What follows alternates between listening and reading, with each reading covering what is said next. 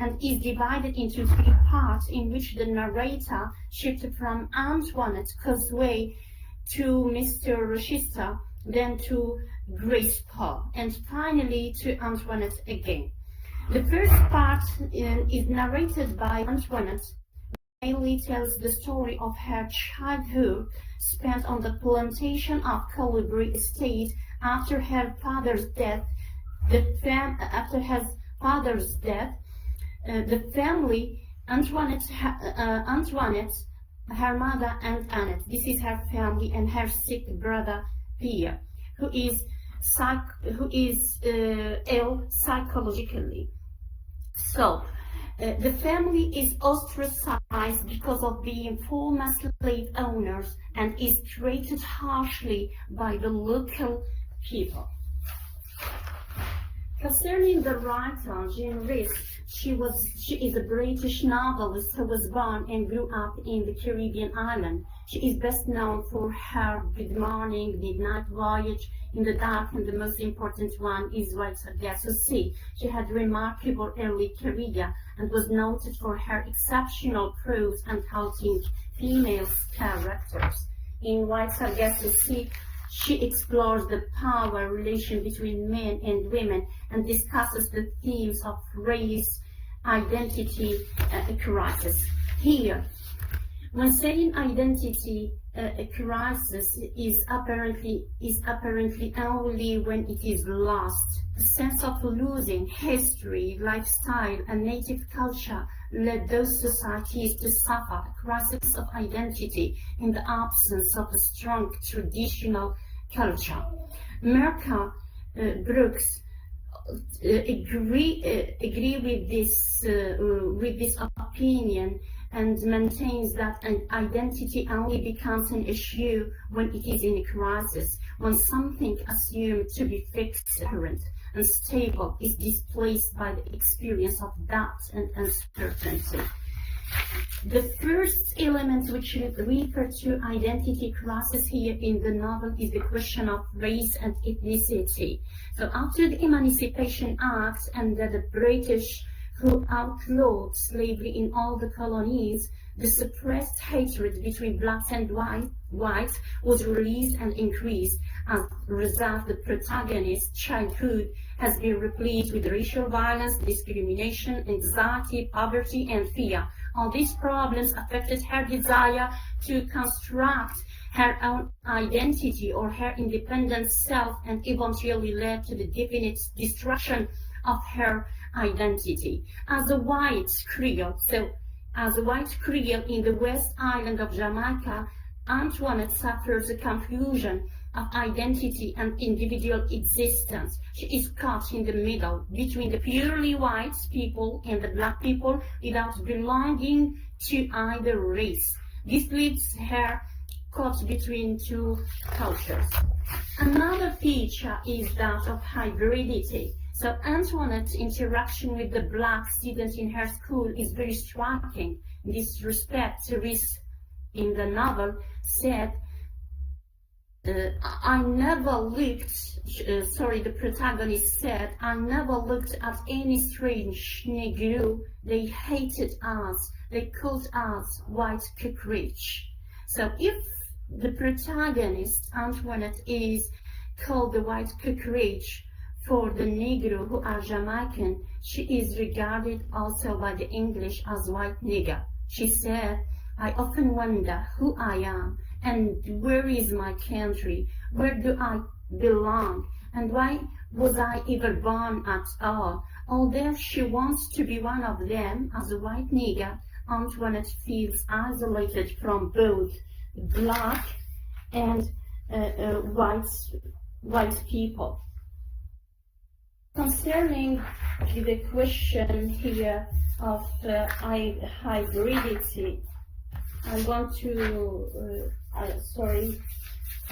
refer to Homi Bhabha's here. We can associate this with Homi Bhabha. Here Homi Bhabha, when he said that hybridity is problematic of colonial representation and individualization that reserves the effect of the colonialist dissolval so that other denied knowledge enter upon the dominant discourses and establish the basis of its authority, its rules of recognition. Another thing here is the question of alienation. Alienation deepens after Rochester, who is here her husband in the novel and who represents the colonial discourse in its literal meanings. He takes her to England, which results from her unrequited love for him, her inability to communicate, and the feeling of displacement that has permitted her life. According to Griffith and Tiffin, can you hear me? Place and displacement are crucial features of post-colonial. Can you hear me?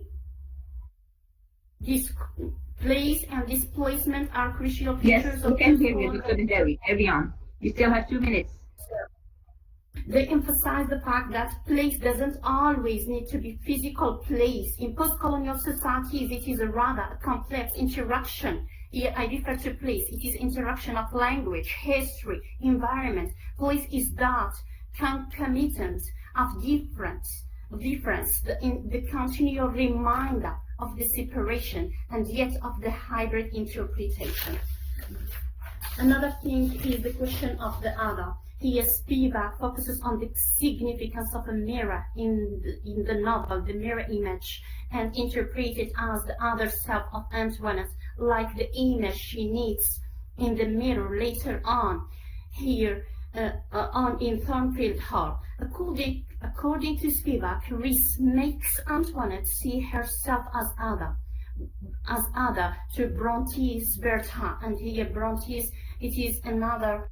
I refer to another character which is similar to Antoinette in another novel. She further adds, no perspective critical of imperialism can turn the other into a self, because the project of imperialism has always already historically refracted what might have been absolutely other into a domesticated other that consolidates the imperialist itself. So, to conclude, here, White Sargasso is a novel in which issues of real identities and race relations, themes of displacement, alienation are dealt with. Rhys's novel focuses on the cause of imperialism and cultural subordination through fragmented and displaced characters such as Antoinette and her mother, who are denied an identity and the place in the society. The very foundation for the hybridity Antoinette is experiencing lies in the colonial history between Europe and the Caribbean. Rhys in this novel focuses also on the sense of alienation by underlining the idea of timelessness. The past is always overlapped with the present. Past and present repeat each other, making the heroine feel trapped in the sequence of time. There is an interaction between the experience of the world we live in, cultural and historical environment in which this subjectivity is formed. Importantly, this interaction is provided identity. Thank you so much for Welcome. Thank you so much, Dr. Mahdawi, for your presentation. I'd like to invite Dr. Mustafawi. Dr. Mustafawi, can you hear me? Dr. Mustafawi, you are allowed to upload your PowerPoint. Yes, I'm trying to look it up. I'm supposed to go to upload, manage presentations, and then where exactly? I will just browse the file and we'll be off to start, inshallah. Dr. Mustafawi, would you please try to speak up so that we can hear you clearly? I'm trying to upload the file. It is uploading. So, yeah, we'll just wait for a few seconds if you wish. Can you hear me clearly? Yes, just your voice is a bit slowing down. Well, I have a nice microphone, so forgive me. It's all right. You're welcome anyway. It is uploading. I don't know what's up. I don't know what's wrong. It says it's still uploading, so I'm just waiting.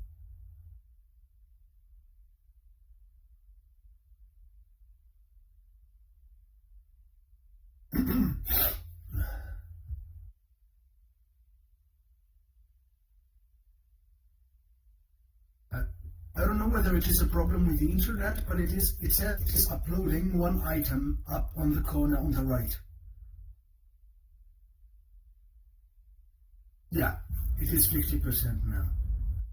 If it's not possible, you can do it orally with no PowerPoint. It doesn't work. Well, I can do it orally without PowerPoint. It is uploading. It will just take 1 minute, I guess. I can start while waiting for it. Yes, Okay, Dr. make Mustawi. the PowerPoint to get ready. Dr. Mustawi, I want to draw Yes. your attention to the voice. Your voice is a little bit low. Could you please speak up? Let me try to. المشاركة تأخذ وقت. No, it's 65%.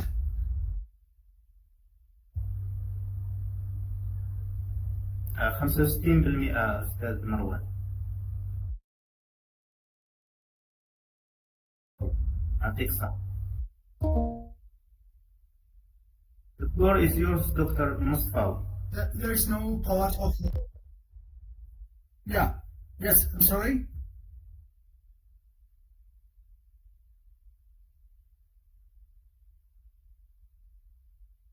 Can you hear me properly? Yes, we do.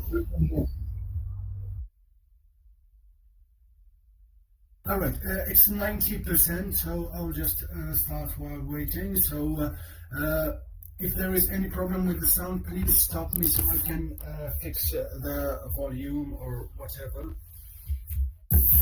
Is my voice clearer now? Yes, Dr. Mustawi, we can hear you well. Great. So I'll just start off while it uploads. In the name of the God, the most gracious, the most merciful, and peace and blessings be upon his prophet and last messenger, sallallahu alaihi wasallam. Ladies and noblemen, esteemed colleagues and students, if there are any, thank you for joining us today as we delve into a captivating domain that is of intertextuality and its significant impact on the interpretation of Middle Eastern fables. We shall investigate how these intertextual relations play an essential part in forming a particular cultural and social personality.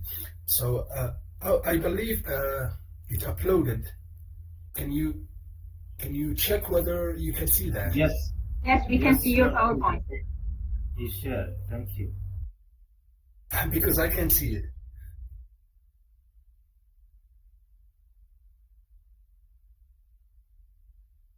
I still can't see. Okay. Now it is clear for me. So my presentation is entitled "The Role of Intertextual Relations in Translated Arab Folklore in Shaping Identity." And for content, we shall start with, after the introduction, we shall deal with a definition of intertextuality. Next, with Arab folklore and identity, translation and its challenges. And we'll carry on with intertextual relations in translation, the impact on cultural identity, dynamics of identity formation, and then challenges and opportunities before we conclude. So I must say, Arab folklore is rich in stories, traditions, and practices that are deeply ingrained in the Arab culture. It is important to comprehend the word intertextuality as a technique, even, as we examine its dynamics in translated Arab folklore. that is the essence of our presentation, we can better understand the complexity of literature and cultural expression by using this technique, intertextuality, which is the interconnectedness of texts and their reciprocal influence. As you can see before you, there is a quote that was by E.M. Forster that says, what is wonderful about great literature, is that it transforms the man who reads it toward the condition of the man who wrote. This is, for a starter, as an inauguration to our presentation, this statement, this quote, suggests that great literature has the ability to bring about transformation in the reader. Reading is not merely a passive activity, of course, but an experience that can change one's perspectives, beliefs, and comprehension of the world, the understanding of the world. We can get from this one that literature is the potential to impact both the intellect and the emotions of the reader, the writer, and even the listener. Well, it stimulates thoughts, it prompts reflection, and it stirs emotions. It contributes to a holistic transformation of the reader's ego, and it was called intertextuality, and it was brought in a review called Tel Quel in French, and then in a book, Sémiotique, Recherche pour une sémanalyse, that was in 1969, as the lady before me showed in her presentation. So Kristeva considered any text as a mosaic of to all the texts, genres, or discourses. So she continued with this idea, saying that every work of relationships to all the signs, like strings that have lost their exact references. So this idea is considered the core of the definition of intertextuality. There is the traditional definition, which states as following: the way that several texts are connected to one another and shape and influence one another. That is what is known as intertextuality. It describes the connection between texts, whether they are made implicitly or explicitly, throughout allusions or different types of intertextuality, subtypes. And then there are definitions. There is the literary standpoint, the cultural background, and the dialectical or the dialogic structure. The conversation that takes place between texts is known as intertextuality. And then when you go for the cultural background, we can say that intertextuality transcends written text when viewed via a cultural lens. It includes the interactions that shape and influence one another among diverse cultural items, including, for instance, mythology and the core of our presentation, folklore and traditions. Then there is the dialogic structure, and we could say in this matter that in essence, intertextuality is a dialogical process in which texts converse with one another continuously. It acknowledges that meaning is not produced in a vacuum, in vain, but rather it develops through texts and their production and reproduction settings, interacting dynamically.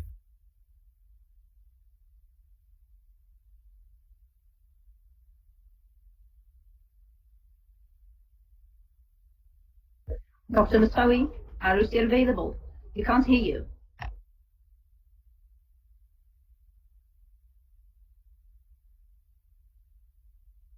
Dr. Musawi, are you still here? Hello?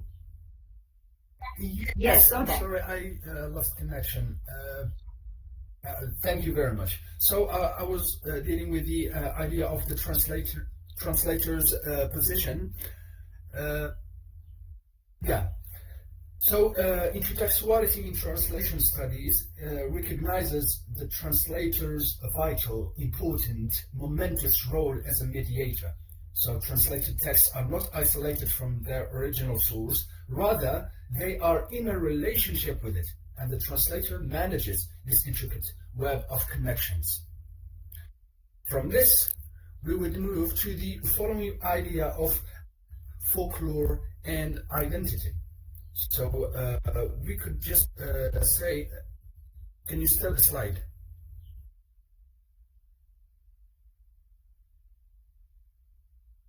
Yes, Dr. Mustawi. The slide is see the up slide, I'm for sorry. an identity. Yes. Thank you. Welcome. Please just bear with me because my internet is so chaotic. So traditional stories and customs. From this idea, Arabian folklore refers to these traditional stories, legends, myths, and customs that have been passed down orally. And we focus on the word orally from generation to generation in the cultural and geographical context of Arabia or the Arabian world. These stories often express Arab beliefs, their values, and especially wisdom.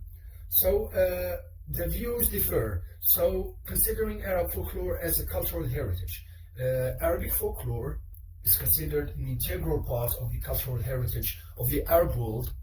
It contains a rich range of stories, such as fables, fairy tales, historical anecdotes that contribute to the identity of the Arab community. We can even give such an example in the Western world, given the example of James Joyce, The Dead, when Gabriel Conroy, for example, was talking to his aunts and giving them or narrating an anecdote that was narrated to him by his grandfather about the horse that works and revolves around the mill. It is an anecdote, and it comes with with a story and a moral. There is the idea that Arabian folklore is deeply rooted in oral tradition. Oh, only 2 minutes? That was so quick. Okay, I'll just skip this idea, and we'll talk about translation and its challenges. So, talking about the importance of translation, we can say that old stories could be a store of social legacy, epitomizing the convictions, conventions, values of a community, interpreting legends, jam, this social riches, and permits it to be shared with a broader worldwide group of onlookers.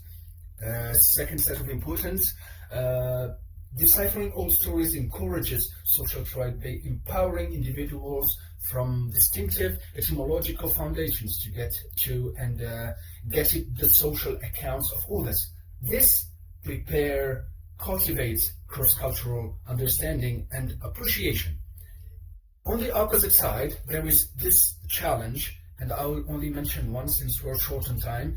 So keeping up the genuineness of the social subtleties amid interpretation is significant to precisely pass on the lavishness of the legends. So trying to translate works from their original set language into another one, into a host language, that is kind of challenging. So it is part of the social trade and understanding of cultures, of course. I'll just move swiftly to the impact of intertextuality on cultural identity, and I'll only mention one idea. So we'll just pick about globalization of personality. Just this idea, and I'll conclude. Yes, please. Yes, please. Okay, I'll just shift to the conclusion, since we're not really okay. As a conclusion, we'll just focus on this quote again. Literature actually reality. It doesn't describe it, but it enriches the necessary competencies that daily life requires. I can't read half of the story, but I hope you can see it clearly. So we can just say that this quote says that writing goes past being an unimportant reflection or a portrayal of reality.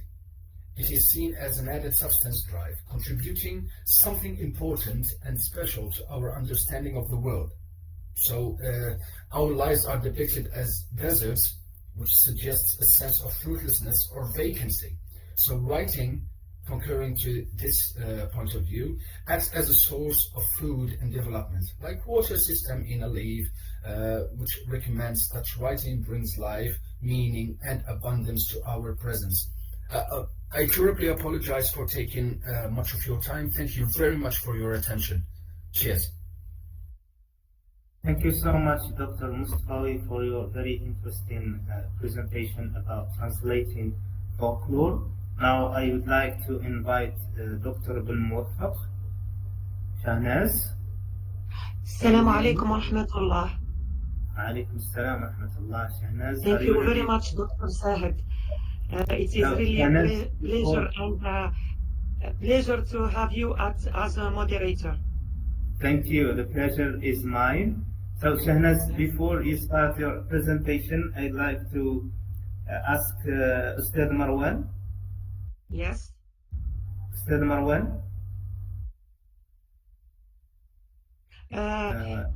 Because I know that time is counted. So, meanwhile, you said things with Dr. Okay. Yes. I would like to thank him. Special thank to, special thank to Marwan Mibarki. That's it. Yes, for his patience and for his time, because he really granted us time to explain how to use the two methods. While I'm not, this is a weakness. I'm not very strong these technologies, but he succeeded to let us understand, and may Allah grant him. Dr. Bashir? Yes. Dr. Bashir? Dr. Nadia, yes? Yeah. How are you, Dr. We are Bashir? not. I'm fine. Hope that you're fine too. Very fine, thank you very much. In case we have some presentations which are left in workshop B, so I'm going to join you in your workshop to present my work. So we are left with two presentations, Dr. Al-Muwafaq and also Dr. Zamri. So yes. Leave me the last. Okay. Okay, thank you very much. You are welcome, Dr. Hunan. Now, Dr. Al-Muwafaq, the floor is yours. Yes. You may start your presentation. Yes, thank you. Let me just follow the steps. So plus, and then gérer.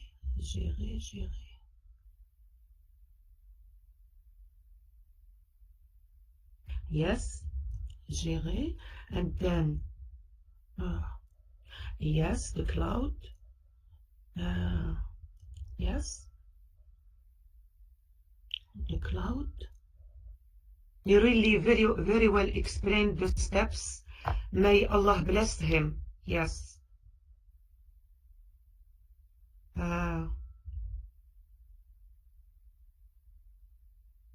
Yes.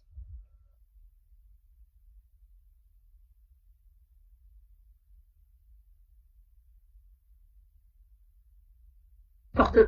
Ben-Musa, Yes. 8 minutes are left. If it's still uploaded, you can start orally. Is that possible? Can start orally, yes. So, first and foremost, and it is important to me to express my deep respect to the whole organizing committee, namely Dr. Hunan, for devoting time and patience